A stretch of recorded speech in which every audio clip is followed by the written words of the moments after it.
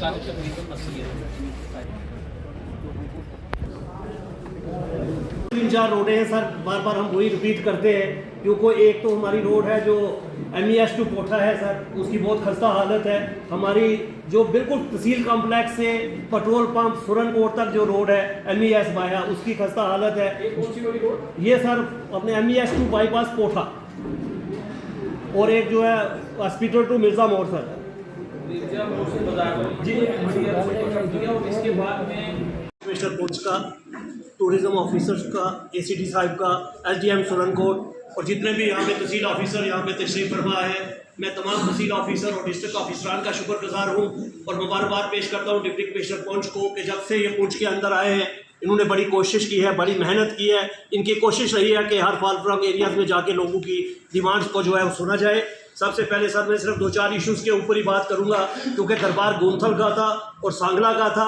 बदकिस्मती से ये डेथ होने के कारण यहाँ पे शिफ्ट हो गया, लेकिन गोंथल की आवाम की बड़ी तवक्कुआत आपके ऊपर है क्योंकि ग्रिड स्टेशन एक बहुत बड़ा इशू जो है गोंथल के अंदर है, जो खसरा नंबर 1140 के अंदर बनना है, जिसकी DPR कंप्लीट हो चुकी है, एस्टिमेट्स वगैरह बन चुके हैं। मुझे पूरी उम्मीद है कि उसके ऊपर काम जो है वो आपकी मौजूदगी में हो रहा है और बेहतर होगा।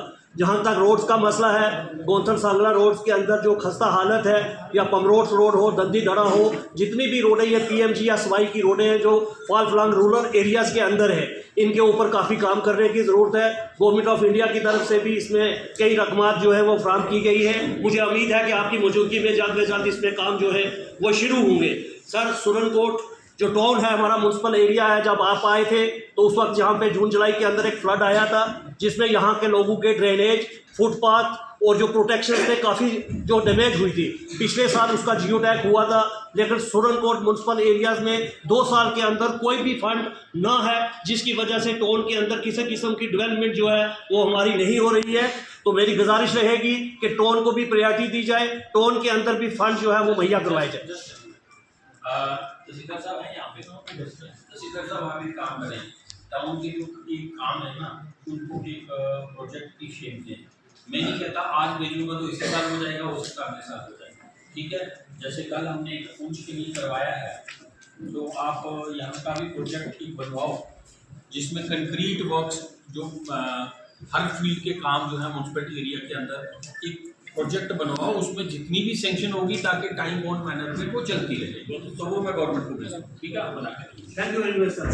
महकमा R&B जो सिर्फ 2.5 किलोमीटर यहाँ से हमें जड़ावाली के साथ जोड़ती है, वो है हाड़ी मल्ला टू जोगी बोर्ड सर, जिसके ऊपर पिछले 4 साल से कोई काम नहीं हुआ। उसमें खाली लाइट व्हीकल चलती है सर, काफी शॉर्ट रास्ते से निकलती है, तो उसके ऊपर कोई भी काम नहीं हुआ।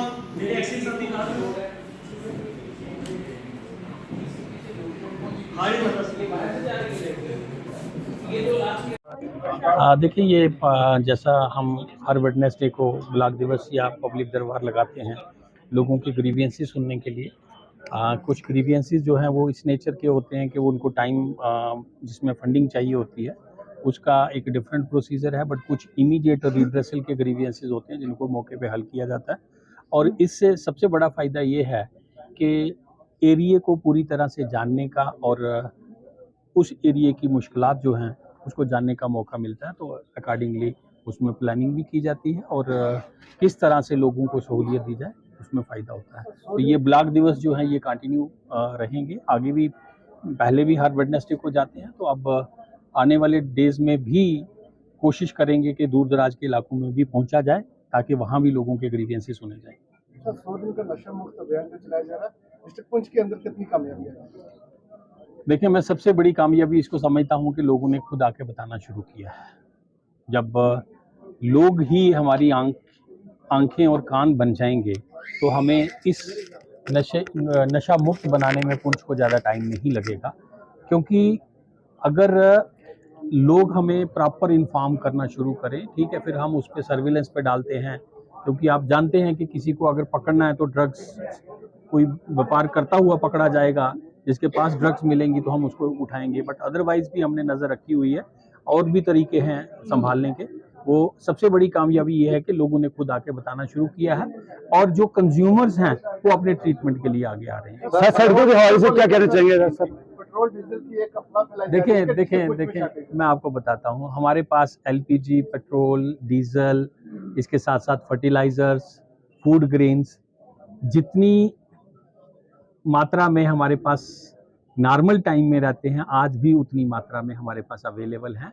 मैं अगर बात करूंगा पेट्रोल का स्टॉक हमारा 7 दिन का अवेलेबल है डेली कंजम्पशन के हिसाब से, डीजल का 5 दिन का अवेलेबल है, एलपीजी का जो है 2 दिन का स्टॉक हमारे पास रोटेशन में अवेलेबल रहता है। वो नॉर्मल टाइम में जो अवेलेबल था आज भी अवेलेबल है, इसलिए पैनिक करने की कोई ज़रूरत नहीं। सर NH 147 की कंपनसेशन का बड़ा मामला है सर, उसके बारे में देखिए NH 144A का इशू था, मैं मानता हूँ, दोनों का अब वो पैसा आ चुका है और डिस्ट्रीब्यूशन शुरू हो चुकी है। जैसे मैं कलेक्टर हूँ काला में, उसमें मैंने अभी पिछले 4 दिनों में 8.5 करोड़ के करीब पेमेंट की है, तो वो कंटिन्यूसली पेमेंट कर रहे हैं। हाँ, हमारे कलेक्टर लैंड एक्विजिशन जो डिफेंस रजौरी में बैठते हैं, उनको भी कहा गया है कि पेमेंट को एक्सपेडाइट किया जाए जो एक्विजिशन उन्होंने की है, और आने वाले चंद दिनों में ही पेमेंट होना शुरू हो सर एक सवाल मेरा, 18% जो किराया लागू किया है जो सांगरा की रोड पे से 10 किलोमीटर पे 35 पे ले रहे हैं, सर क्या कहना चाहेंगे? मैंने एसडीएम साहब को कहा है इसको एक बार खुद मॉनिटर करके पहला किराया जो है उसकी 18% ही बढ़ना चाहिए,